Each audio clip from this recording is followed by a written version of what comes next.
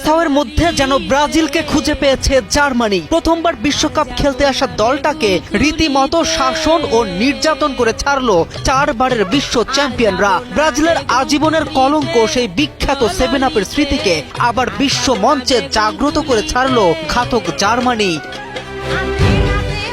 সেই যে 6 মিনিটে শুরু, তারপর যেন মাঠ জুড়েই গোল উৎসব। বিশ্বকাপ অভিষেকে ইতিহাস গড়েও জার্মানি ঝড়ে কুরাসাও।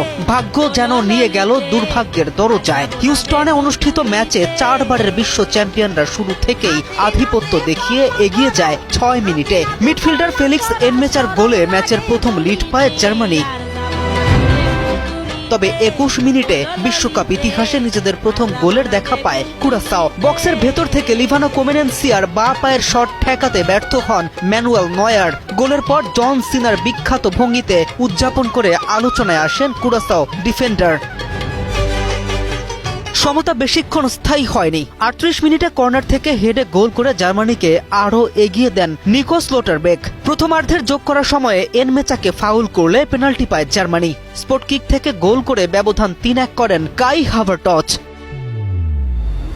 বিরতির পরেও থামেনি জার্মান আক্রমণ। ইয়োসুয়া কিমিখের পাস থেকে দুর্দান্ত ফিনিশিংয়ে নিজের নাম স্কোরশিটে তোলেন জামাল মুসালিয়া। তার গোলে জার্মানির লিড গিয়ে দাঁড়ায় 4-1। এদিন একটু অন্যরকম মুডেই ছিল জার্মানি। গোল উৎসব যেন চালিয়েই গিয়েছেন নিজেদের মতো। 68 মিনিটে লেফট ব্যাক নাথানিয়াল ব্রাউনের গোলে ব্যবধান দাঁড়ায় 5-1। এরপর 78 মিনিটে ডেনিচ উনদাফ জার্মানের ষষ্ঠ গোলটি করেন। উল্লেখযোগ্য বিষয়, দলের 6টি গোলই এসেছে 6 ভিন্ন ফুটবলারের পা থেকে। এরপরে ব্রাজিলের স্মরণে আসে 7ম গোল। কুরাসাওয়ের বিপক্ষে জার্মানির হয়ে 7ম গোলটি করেছেন হাভার্টজ। ম্যাচে এটির মাধ্যমে জোড়া গোল পূর্ণ করেন এই ফুটবলার। শেষ পর্যন্ত স্কোরবোর্ড গিয়ে দাঁড়ায় সেই বিখ্যাত ও স্মরণীয় 7-1 গোলে।